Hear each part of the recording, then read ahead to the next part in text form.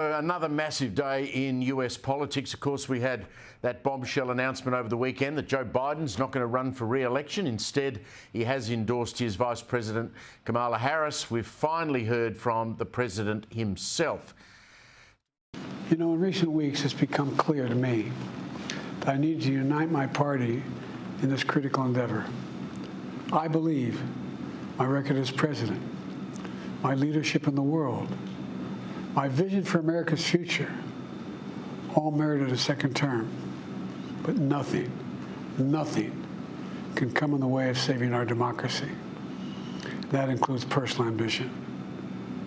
So I've decided the best way forward is to pass the torch to a new generation. Yeah, to be frank, look, the president looked pretty feeble. I think Paul Murray said on Sky earlier today that you held your breath, wondering whether he was going to actually finish the sentence. Now, I know he's recovering from COVID, but given we've still got 6 months until a new president is sworn in, it really raises serious questions about whether Joe Biden can continue in that role. Let's go to Washington. Our correspondent, Annalise Nielsen's been across this all day. Let's start, Annalise, with perhaps the substance of his address. A lot of talk about democracy being at stake, reiterating his support for Kamala Harris. I think what he was doing is almost talking in code and saying, well, you've now got the choice. You've got Kamala Harris and you've got Donald Trump, and Donald Trump's a risk to democracy. And look, when we look at what's happened over the last few days too, this was such a lockup for Kamala Harris. No one else had any kind of breathing room to say, maybe I'll go in. And that's because they didn't do these primaries in the normal process. This could have been happening from last year. They could have let the rank and file members of the Democratic Party cast their ballots and decide who they wanted to be their candidate. But they were left with either Joe Biden, whose mental acuity issues were becoming so obvious to normal people after the debate especially, that it just became an untenable position. And Kamala Harris had a lock on some major fundraising, and even beyond that, the closer we get to Election Day, the harder it is for anyone else to throw their hat in the ring. And when you have a crowded field of hopefuls for Democratic leadership in the future, people who are popular in their own states as governors or successful senators, why would you risk it now to throw your hat in 100 days out from a presidential election against a guy like Donald Trump, who's come back from multiple lawsuits, being thrown out, an assassination attempt now, and then try and take him on? Why not wait another 4 years, 8 years for your time? So Kamala Harris just cornered the market, basically. Yeah, you wonder how Americans watching what they made of that last night. I mean, Joe Biden used terms like younger, fresher, passing the torch. I mean, wouldn't you be sitting in your lounge room in whatever state you're in America and thinking, well, why didn't you do that 6 months, as you said, or a year ago? And we all knew that you were not going to make it because you can't get up the stairs of a plane and you can barely finish a sentence. I mean, Americans would be feeling a bit jilted, wouldn't they, that this bloke stuck around for so long and then all of a sudden gets COVID and last weekend decides to bail. Well, look, most people don't follow politics as much as you or I or our viewers. What I've heard from a lot of people is that they're just relieved. They really thought they were just stuck with Joe Biden. And I don't think the polls were wrong. I hear this a lot from people saying, oh, I don't trust polls anymore. And polls are a very different game in America because the market's bigger. There are more polls. They're done more comprehensively just because there's more money behind everything.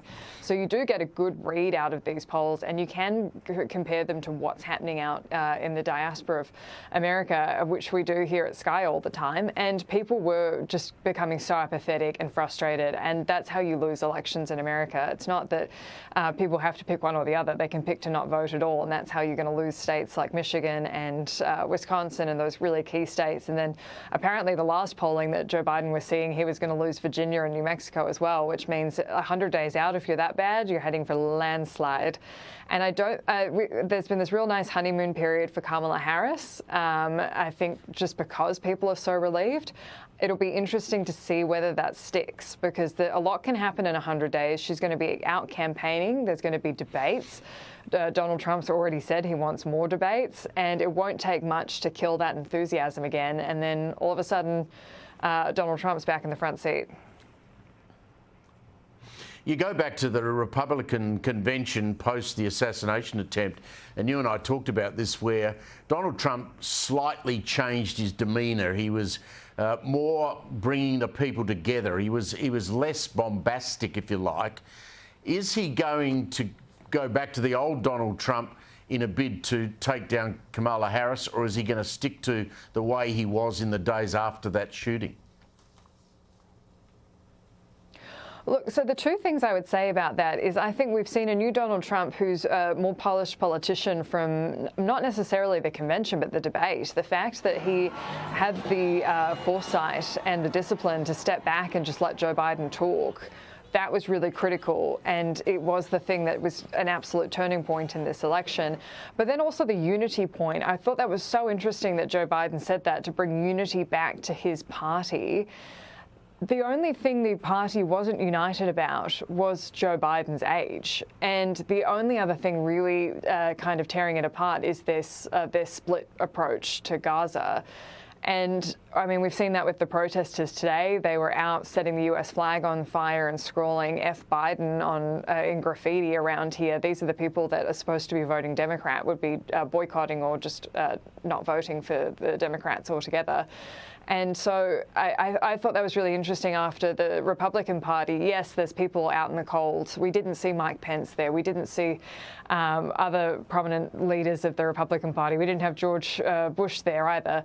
But that entire RNC was so united behind Donald Trump. It was such a big celebration. They literally had every delegate vote for Donald Trump as their candidate because Nikki Haley released her delegates, and all the former major competitors from the primaries and the caucuses endorsed Trump. So that's a tough show of unity to come up against. I think Joe Biden thinks that he can fix that now, but it's a lot to try and get done in 100 days. And it will be interesting to see if Kamala can get a solid VP candidate. I think that'll be a good indicator of how much people really think her campaign has legs.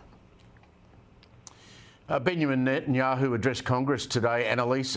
It was probably what you noticed was how many of the Democrats were not actually there. I mean, 50 members of Congress walked out, including people like Pelosi, Elizabeth Warren. The pollster, Frank Lutz, has said that more than 50 Democrats walk out, it will impact on the election.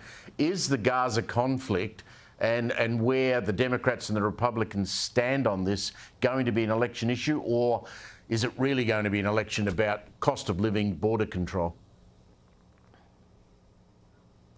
I mean, the thing to remember about America is it's always about the electoral college map. And so you have to look at which voters in which states matter. And then when we're talking about Israel-Gaza, they're bleeding support in Michigan, and they could lose a lot of support in Georgia around the blue areas as well. So this is where they're really going to feel the pain, and so it is a divisive problem. And the fact you had so many people, remember in the US too, every member of the House of Representatives goes to an election every 2 years, and so they're feeling this pain from the ballot box more than anyone. But I noticed, even being out today watching this protest, it was reminiscent to me of the BLM protests in 2020, the kind of destruction that we saw, the lighting fires and the effigies, the fencing that had to go up. I saw the tear gas and protesters grabbing at police, so assaults. And it's a lot of the same atmosphere. And I think that's going to ignite as the summer goes on. It's very hot here. It's very lengthy. We're going to have the convention in Chicago. I think we're going to see a lot more of those kind of protesters come out. And that's going to really frustrate a lot of people as well, because, they hit small businesses. Like, I tried to go buy dinner afterwards and all the restaurants around were closed, and those are all small business operators just trying to make ends meet. That has flow-on effects beyond the actual foreign policy crisis. How it plays out domestically is going to really change how people feel about it. Another long day for you, Annalise. Thanks very much for your time. Thank you.